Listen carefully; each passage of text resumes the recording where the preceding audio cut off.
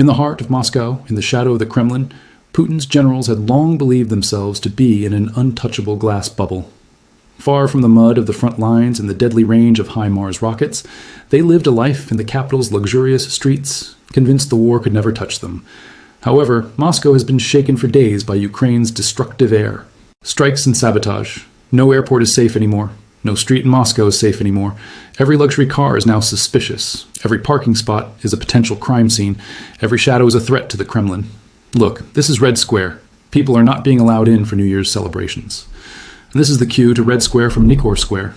Square. Putin canceled the show and no one was allowed into the square. It's because of Putin's paranoia and fear of death. We used to call this a delusion, but now Putin may actually have valid reasons for this paranoia, because for exactly 15 days, Moscow's most private places have been under heavy attack. Putin's residences, generals in Moscow, and war criminal soldiers have all been eliminated or targeted in just 2 weeks. Ukraine has changed the asymmetry of the war, and this chaos is now trapping Putin in his secret bunkers out of fear of death. Can you imagine? The man threatening the world with nuclear missiles and apocalyptic scenarios spent that night in a bunker. Or that's the story they want us to believe. A fear of death is spreading in the capital, Moscow, and generals and bureaucrats are fleeing to shelters. The center of this paranoia, this security crisis, was the great showdown that took place on Yeletka Street on the night of December 24th. Ukraine's targets were not random names, but registered war criminals under the protection of the Kremlin itself. Now, this is going to be a controversial topic, and I don't care if YouTube doesn't promote it. I'm going to expose the truth anyways. Controversial topics like this one end up getting suppressed by the algorithm, except when you force the algorithm to promote it by clicking on the like button. Thank you. On December 22nd, this illusion of security in Moscow was shattered by a serious security breach. A car explosion on Yasanova Street in the capital targeted a Russian general. The atmosphere on the street instantly turned into a nightmare. The area was immediately surrounded by panic. However, the incident targeted not only a Kia Sorento, but also the Russian state's capital security doctrine, because the name behind the sabotage was not a soldier or a bureaucrat. It was one of the most valuable targets in the Russian army. The brain of the Russian war machine was Lieutenant General Vanil Sarvarov, the head of operational training and Putin's shadow commander, silenced in an instant. When we look at the geographical coordinates of the incident, the gravity of the situation becomes even more terrifying. Yasanova Street, where General Sarov's vehicle was blown up, is only a 20-minute drive from the Kremlin Palace, the heart of Russia during rush hour. This distance is not a front line in military terminology, but a direct red zone. This trigger also activates the protocol, whereby Putin's Kremlin elite flee to shelters in fear of death from a secondary attack threat. So why was this high V-value target chosen to trigger panic and anxiety? Although the name Vanil Sarvarov is not often heard in Western media, he was a well-known implement in the dark corridors of Russian military doctrine. His career stretching from Chechnya to Syria and then to Ukraine ended in the heart of Moscow with a professional sabotage device placed under his vehicle.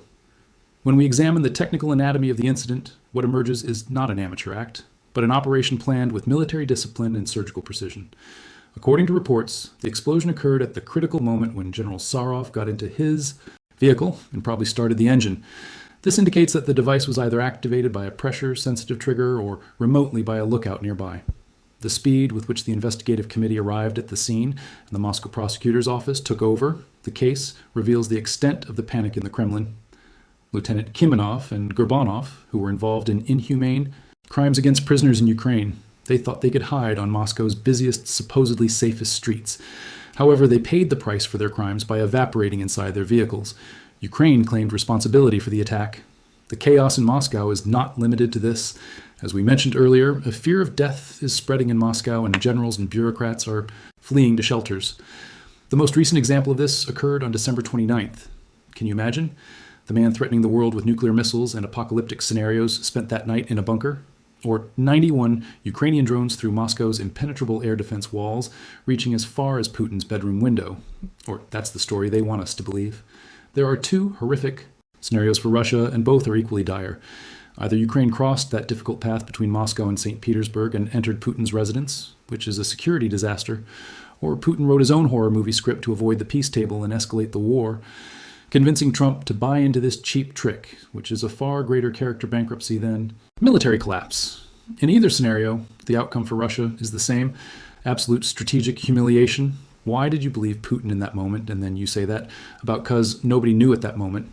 I mean, that was the first I heard about it, so what else? The shelters at Valdai are not simple basements, but nuclear war-resistant command centers. However, the issue is not the thickness of the concrete, but the psychology of the situation. While Trump was holding peace talks with Zelensky at his Florida mansion and awaiting a positive phone call with Putin, Putin was being rushed into a shelter on his own soil by his own security detail. When Trump's phone rang, Putin was probably meters underground, his nerves devastated, picking up the receiver with a sense of humiliation. This is a situation of total humiliation for a leader. Imagine a superpower leader making a phone call that will determine the fate of peace talks from a bunker, fearing that the enemy is at my door. If the attack is a fabrication, Zelensky claims, the situation is even more dire because this shows that Putin has become so desperate that he is resorting to the lie that his own house was hit in order to continue the war, playing the victim to escape the table. In either case, the Kremlin's authoritarian mask has fallen, revealing a face trembling with fear and manipulation. However, the real damage occurred not in buildings, but in the West's strategic perception, and in Donald Trump's incredible blindness in his view of events. Trump's reaction was a geopolitical tragedy. In his statement to reporters, he confirmed that Putin had told him about the attack and added, "Do you know who told me this? President Putin? He said he was attacked. This is not good. We are going through a sensitive period. This is not the right time for this." When we analyze these statements, we see that Trump is the victim of diplomatic manipulation. Trump accepts Putin's word as proof. He believes the Russian leader is the victim. Even worse, he accuses Ukraine, the side that is being invaded, whose cities are being bombarded with missiles every day, of acting aggressively by saying being aggressive because of their aggressive behavior is one thing, attacking their home is another. He is prioritizing the inviolability of Putin's bedroom over the inviolability of children's hospitals in Kiev. Trump's stance gives the Kremlin exactly what it wants, the illusion of equal sides. Yet there is no equality on the ground.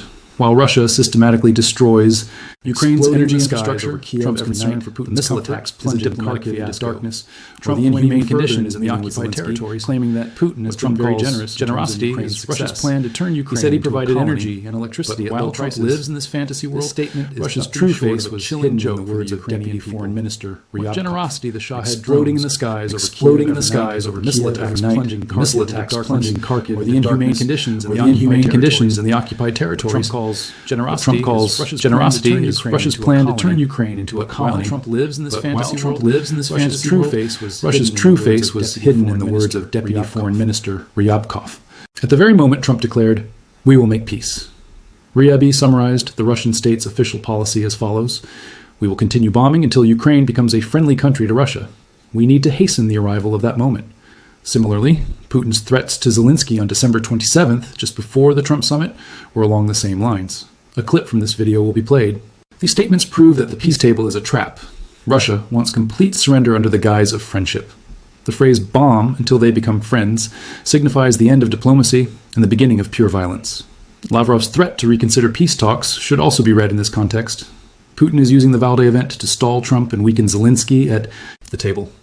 He is trying to legitimize his aggression by saying, "Look, I want peace, but they are attacking my home." This domino effect is being felt not only on the Washington-Moscow line, but also in the Kremlin's own corridors. If Putin was really attacked and fled to a shelter, this is a panic signal for the Russian elite. Oligarchs, generals, and bureaucrats are now asking, if even Putin's safest stronghold can be hit, what is our guarantee? This fear triggers the collapse of the internal front. Faith in the system diminished a little more with every drone that exploded in the skies over Valdai that night. The security umbrella has been punctured and doubt is seeping in through that hole. Now, let's move away from the tactical details and look at the enormous strategic precipice that this incident points to, namely the bigger picture. Why does Putin need such a shade or weakness? Why is he manufacturing such a risky excuse to overturn the peace table? The answer is simple. Peace has become more dangerous for Putin than war. Details leaked from Zelensky's meeting with Trump set off alarm bells in the Kremlin. Zelensky said 90% of the peace plan has been agreed upon. Security guarantees are ready. This sentence is Putin's worst nightmare because real peace means Russia will have to face the crimes it has committed, the reparations it must pay, and its devastated economy. As long as the war continues, Putin can mask the collapse at home with his external enemy rhetoric.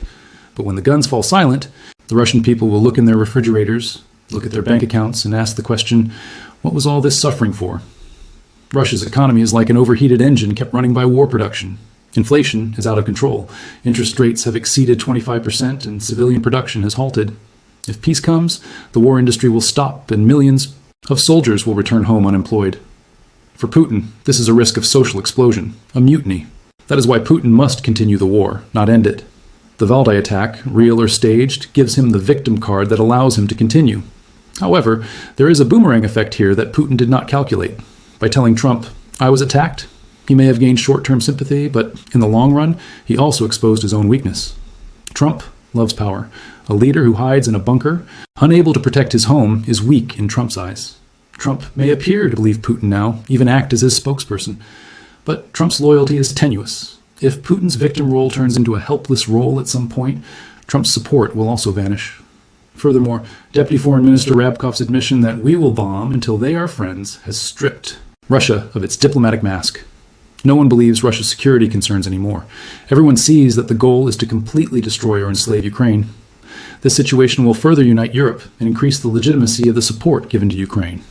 While Putin tries to overturn the peace table, he is actually throwing himself into a deeper pit of isolation. And the greatest strategic irony, while Putin accuses Ukraine of state terrorism, his own army targets civilian infrastructure every day. The Valdai attack allegation has once again exposed this hypocrisy on the global stage. Russia no longer acts like a superpower, but like a rogue state, cornered, resorting to all kinds of lies and provocations, afraid of its own shadow. We are faced with a Russia that is economically exhausted, militarily stripped of its second-best army myth, and diplomatically at the mercy of Trump. The Valdai incident is symbolic of this collapse, whether Putin was actually shot or is lying. That night, Russia's invincibility myth was buried in the icy waters of Lake Valdi. In conclusion, what happened in the Valdai forests on the night of December 29th was much more than a drone attack. Whether Putin really spent the night in his bunker in the middle of the hell created by 91 drones, or whether he personally fabricated this lie to mock the whole world, history will record one truth. That night, the Kremlin's myth of invincibility was destroyed. The deep chasm between Ryabov's arrogance, threatening the world, and Putin's fear, trapped in his bunker, is Russia's reality today. A state forced to either admit its helplessness or lie to protect its leader is on the brink of collapse. The lights that went out in Valdai that night were not just a power outage, but a warning flare illuminating the future of the Putin regime. And this flare shouts, "History never forgives emperors who flee to bunkers, lying to their own people in the world out of fear. The game is over. The illusion is shattered. War is no longer at the door. It is in the bedroom." So, what are your thoughts on this issue? Please share your thoughts in the comments.